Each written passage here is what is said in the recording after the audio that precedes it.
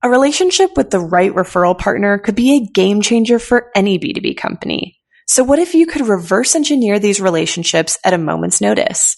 Start a podcast, invite potential referral partners to be guests on your show, and grow your referral network faster than ever. Learn more at sweetfishmedia.com. You're listening to the B2B Growth Show, a podcast dedicated to helping B2B executives achieve explosive growth. Whether you're looking for techniques and strategies or tools and resources, you've come to the right place. I'm James Carberry. And I'm Jonathan Green. Let's get into the show.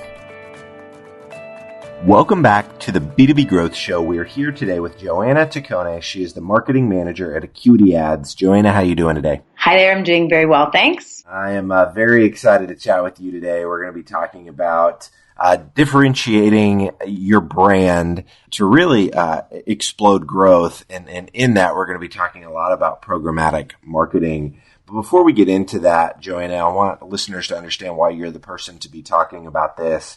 Can you explain what you and your team are up to at Acuity Ads? Yep, for sure. So Acuity Ads is a self-serve programmatic marketing technology platform that's at the core of our business. So it's accompanied by two different solutions now. We've just acquired Visible Measures, which is an analytics-led video advertising platform. And late last year, we also acquired 140 Proof, which is patented technology, which is a mobile advertising platform. I love it. I love it. And so, Joanna, you guys have grown like crazy. And so I reached out recently to just kind of, ask you to share kind of a little bit about that growth story and what's led to that. And as we were talking offline, one of the things that you mentioned that has been a huge factor in that growth is the way you guys have differentiated yourself from your competitors. And so you alluded to it earlier, just in that brief explanation of what Acuity Ads is, but pivoting into this self-serve model in a space where most people are not, most of your competitors aren't doing that. Can you explain a little bit more about that shift, why you guys made that shift, what that means for your buyers?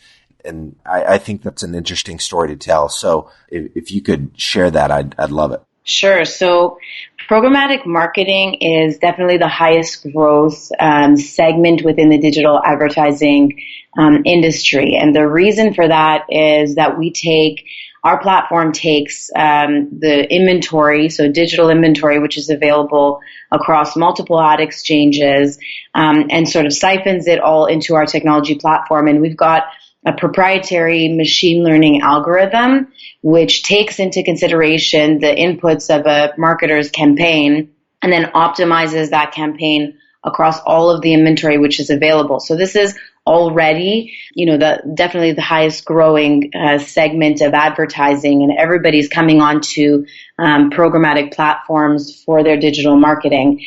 And then the way that we've kind of gone a step further is we've actually opened up our platform as a self-serve format. So marketers can actually take control of these campaigns on their own. So whereas typically you would see on a programmatic platform a campaign manager who will input the campaign, go ahead and do the optimization on behalf of the marketer, and then report back with performance, you're seeing that more and more brands and agencies are bringing these types of positions in-house, where they're bringing in-house digital media buyers who are actually able to execute these programs for the brands without sort of putting the keys to a technology provider in terms of the success of their marketing programs. So we've kind of hopped on board to this self-serve model, and also, it's a great model of efficiency for our platform. So moving to that self-serve model where the marketer gets to really control the results of their campaign, you pivoted into what the market is wanting, and the volume that affords you makes perfect sense to me. So I'd love to spend kind of the rest of our time today, Joanna, talking about programmatic as a whole. For marketers listening that maybe aren't as familiar with programmatic marketing, can you walk us through, a few of the core kind of benefits of, why should people be doing programmatic marketing? For sure. So I think that probably if we think back to a few months ago when we had this sort of big news story about the meth bot, and we hear all over the news these days when we think about digital marketing, we talk about advertising fraud and how the digital advertising market is really kind of a scary place where we're going to lose a lot of money. And one of the first ways that you can actually work against advertising fraud is precisely through working with a programmatic marketing platform. So a programmatic marketing platform actually has partnerships and other tools in place where we're actually able to identify fraudulent impressions and traffic in a much more efficient way than you'll be able to do it with other sort of technology solutions around digital advertising. So I would say that's probably the first reason why you want to start with a programmatic platform, because they're definitely going to be your sort of first defense against advertising fraud.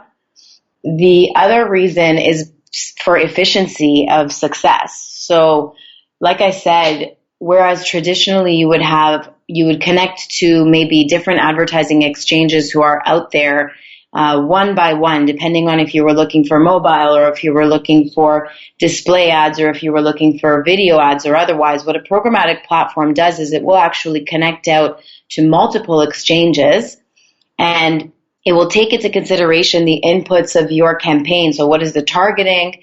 What is sort of the needs of the campaign? And then it will bid across all of the different traffic or inventory that's available, and then optimize against the targeting and find the right traffic for your brand.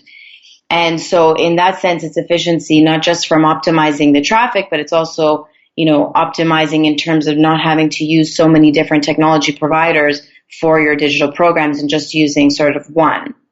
And then I would say probably that the third thing I would mention is the proprietary, and probably this should have been the first thing that I should have mentioned is the proprietary machine learning algorithm. So the programmatic platform will have an algorithm which is actually, ours is refreshing data which is being inputted into our system every 60 seconds. So every 60 seconds, we're actually bringing back in the data that we're seeing in terms of performance, once again optimized based on what the goal of your campaign might be. We're taking that data into account to then rebid against the traffic that's available. So this is a constant process where the machine is, this topic of machine learning comes into place, where we're understanding what are the needs of your campaign, what is the traffic that's available, and the algorithm itself is actually ongoing processing this data to make sure that, we're increasing performance while we're decreasing the cost that you're paying throughout the flight of a campaign. So how does that work with the self-serve model, Joanna, where the marketer is really controlling those results? Is that still happening is the machine learning still kind of adjusting the campaign accordingly, or is it more in the marketer's hands with the self-serve model? Yep. So the machine learning algorithm is built into the platform and it is always there. Marketers and our campaign managers, we have the option to turn on or turn off the algorithm. We always recommend to keep the algorithm on because it really does help in terms of the performance of the campaign. But you really do have that option. So regardless of whether the algorithm is on or off, in the self-serve model, the marketer still controls, the campaign start, what is the targeting that the campaign requires, what are the targeting tactics that we're using. We're talking about our platform has 15 and more, targeting tactics that you can use, from simple things like geographic location or time of day or gender, demographics, to more complicated elements like we've got real-time reactor targeting based on the weather. There's a whole span of different inputs that really the marketer in a self-serve model is going to put into our platform. And then when they turn on the campaign, then away it goes and the algorithm is there to help it to perform. But the marketer is always there getting, analytics and reports behind the success. They're able to turn it off and on. They're able to say, I'm going to put the amount that I'm willing to, bid on a particular, inventory higher, lower. I'm going to stop this targeting tactic. I'm going to, get started with a different one. So there's really different elements that the marketer can play into as far as the quote unquote programming of the campaign. But the algorithm is really there to help the ongoing success when the campaign is really in flight. Is there anything else around programmatic that you think listeners should understand before they jump into it?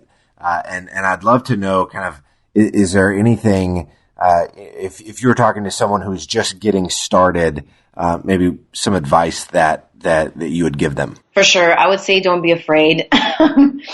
Programmatic is definitely a complex technology.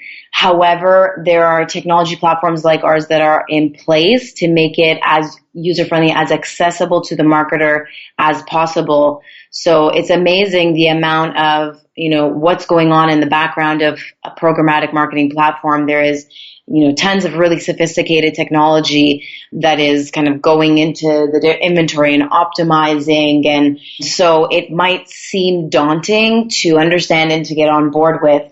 But the advice that I would give is ensure that you are working with a platform that is interested in education because, for example, a platform like ours will give you access to a documentation center that gives you, step-by-step guides and has an account manager who will work with you ongoing in terms of making sure that you're succeeding because, you understand how to go about using the platform. But the platform itself is made, to be user friendly. It's not the marketer who's going to go in and do, the background number crunching of a platform. It's up to the marketer to really understand what their goals are from a digital marketing perspective. And then the technology is really just there to help them to succeed. Joanna, this has been fantastic. I know our listeners are going to get a ton of value out of this. If there's somebody listening, maybe they want to pick your brain further on this. What's the best way for them to connect with you? And then what's the best way for them to learn more about Acuity Ads? So definitely the best way to learn about Acuity is to head to our website. We've got lots and lots of information there. So it's acuityads.com. And I'm sure you can provide sort of my Skype or my email in Nicole's notes here, but on LinkedIn as well, you can find me. And also just through the contact us page on our website. Awesome, Joanna. Well, thank you so much for your time today. This has been fantastic. I really appreciate it. It was my pleasure. Thanks very much. If you're a B2B marketer, we want to feature you on sites like the Huffington Post, Social Media Examiner, and Chief Marketer. Every week, we send out a question related to B2B marketing. We use the responses to those questions to fuel the content we write for really popular websites. So head over to sweetfishmedia.com/questions and sign up today. Thank you so much for listening. Until next time.